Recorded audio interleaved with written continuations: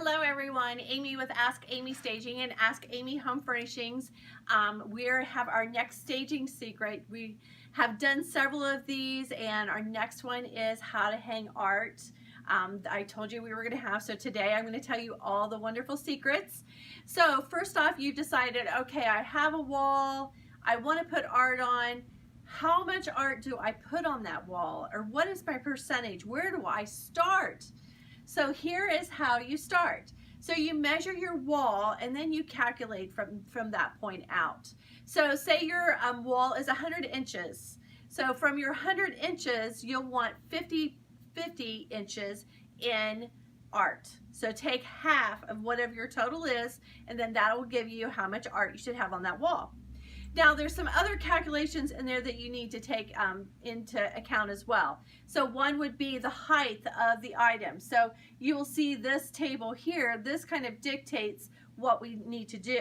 So with this particular wall, you will see, okay, we only have, I think it was 70 inches here, but we don't want the art to be more than what our base piece is. So there's a huge tip right there. Make sure when you're planning your art that it stays within the amount of space that it's flanking. So whatever this is, make sure your art is smaller, okay? So now we've decided we're gonna do art, and I've told you how much percentage, so now you know what your percentage is, so we're good there. So now you're going, okay, now how high do I hang my art? So rule of thumb is the center of the piece of art is at 60 inches. So 60 inches is that rule of thumb. I'm very short, so this is the one time that my height really helps, because it's right at my nose is about the center of a piece of art. So I can grab a piece of art and I know that it's gonna land there. So when you're looking at it, you want it there. So the next tip is, I have multiple pieces of art in the room.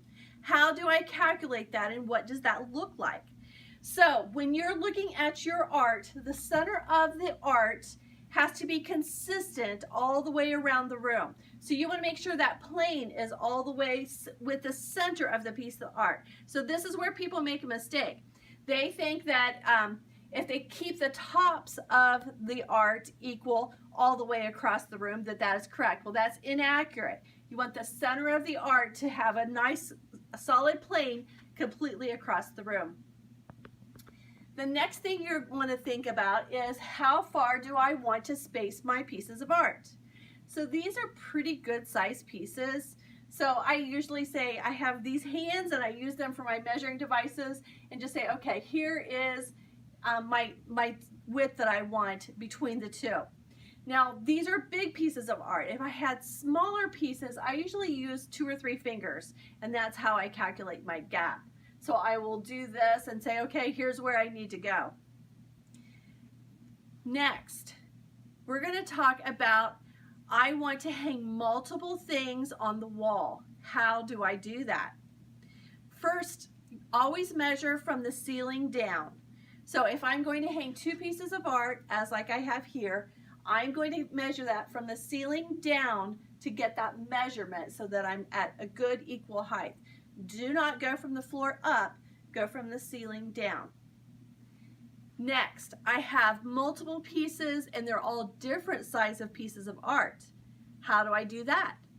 So I like craft paper. So take craft paper, cut it to the size of your pictures, and then take your craft paper and use your painter's tape and actually place it on your wall. It's very forgiving at this point, and you know you can kind of calculate it around and play with it a little bit. So that's another tip for you. Next, I'm thinking about hanging them. What do I hang them with? So here's some really good secrets. So first off, we always put wires on ours. We always use the wires and put new wires on them. The reason is a lot of times we will get duplicate pieces of art in, and the hangers won't always be very accurate. Sometimes they'll be off. Well, when you go to hang your art, then it's off up there. So always make sure you measure where your brackets are, that both pieces of art, if you're trying to keep them very level, that both of the brackets are in the same spot. Okay, that's why we use the the wire. It gives us a little bit more flexibility. So this particular type of art, we just use a little tiny nail. They're not very heavy, very lightweight.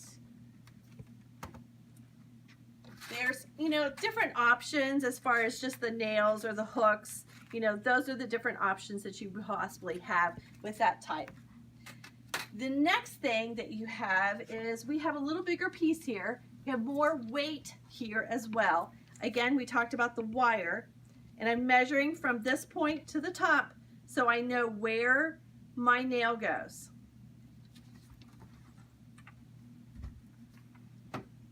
Now, we have, this is my favorite hanging device. These are called monkey hooks. You can get these at any of the local places. They come in different weights. So depending on how heavy your picture is, that is how big and how much weight you would get in these. So some of these are pretty heavy duty. These actually just go into the wall and then they go around like this, and they act as like a C behind the drywall. So all of this is behind the drywall, and just this little tiny hook right here is on the outside. So it leverages it out like that. Love these things. It has minimal hole, just it keeps it nice and stable. Another thing that we like is called a hangman system. So what you do is, turn this around the right way. This piece, I have, say I have a hallway, and every time I go past there, my picture's not straight. So I really want to keep it nice and straight. This is when I would use the hangman. The other reason I would use this is because I have a mirror, and the mirror is heavy. So that would be the other reason, because it's a good stable way to hang something.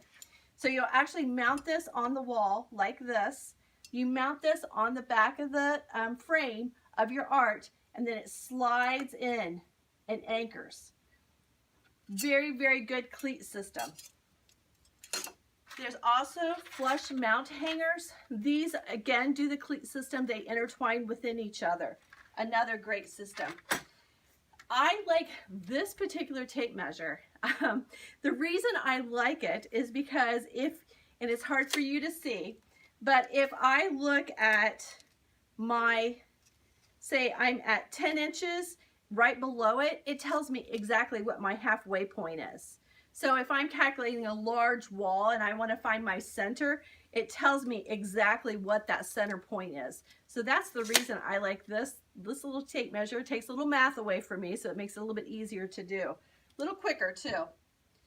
The other thing that we like is if you have your front door, and say your front door is metal and you don't want to put a hole in it, they do make these nice magnetic hangers for your front door. So if you put a wreath or a container or something on your front door, that would be another thing as well. Remember we talked about the width, half. So we're at half, that halfway point. Remember, measure from the ceiling down. We talked about the different types of tools to use. Measure, measure, measure. Make sure you have a level. You're going to need that to make sure everything's level. We do have these little speed shims where, say I have a wall that's not maybe really flat, we can go in and do these and then add it to one corner to level my picture out as well. So those are tons of tips for you, and hopefully you've learned something new today. I'm Amy with Ask Amy Staging. I hope you're enjoying these because I enjoy giving them to you. So looking forward to talking to you next time.